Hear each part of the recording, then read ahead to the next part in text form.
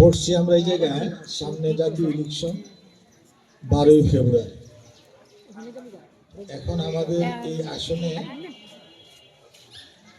আমাদের নিজ দলেরই 4 থেকে 5 জন প্রার্থী নিজ দলের। এখন যারে আমরা কখনো দেখি নাই, জানি নাই, শুনি নাই, আন্দোলন সংগ্রামে ছিল না, তারে দলের থেকে সাপোর্ট দিচ্ছে। এখন আমরা যারা দলের নেতৃত্বে কাজ করছি দীর্ঘদিন, তাদেরকে দেওয়া হয় না।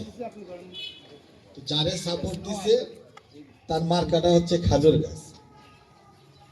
আমরা দীর্ঘদিন আন্দোলন সংগ্রাম করছি ধানের শীষের জন্য, তাই না?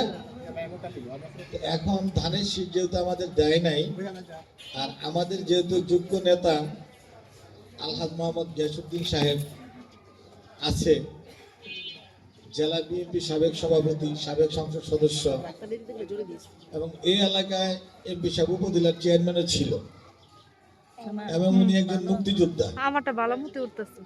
সেই জন্য আমরা আমাদের দলীয় নেতৃবৃন্দর সিদ্ধান্ত মোতাবেক আমরা গ্যাস বাইরে, আমরা নারায়ণগঞ্জ চাইরে আমরা প্রার্থী করছি। তো প্রার্থী করতে গেলে আমাদের এই ইউনিয়নে 31টা সেন্টার, 31টা সেন্টারের মধ্যে ভোটার সংখ্যা হচ্ছে 1,70,000। 31টা সেন্টারে কাজ করতে গেলে কোন এলাকায় কিভাবে কাজ করব এবং কি কি নিয়মে আমরা কাজ করব, এটা নিয়ে আমরা আলোচনাটা হচ্ছে আমাদের আজকে 4, 5, 6 নিয়ে। এখানে 6-এর লোক কারা? হাত জাগান একটু। 6-এর 5-এর 4-এর দেখছেন আপনারা সবাই, তাই না?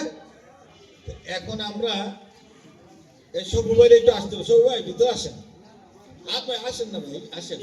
আমরা নিজেরা একটু আলোচনা করে বুদ্ধি করা আর কি, কিভাবে কাজ করা।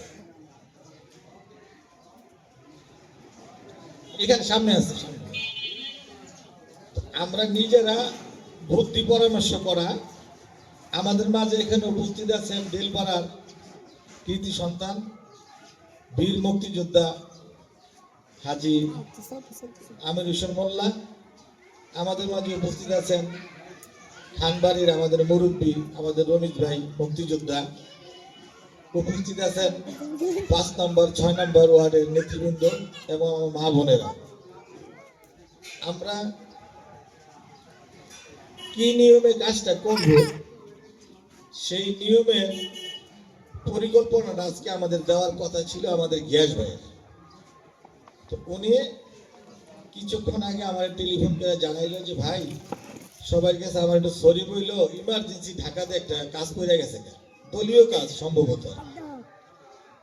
এখন নিয়ম কারণটা তোমার আমি বলে দিলাম, তুমি নিয়ম কারণটা ভাইদেরকে জানাইবা কি নিয়মে আমরা 12ই ফেব্রুয়ারি কাজটা আমরা করব। এখন আমরা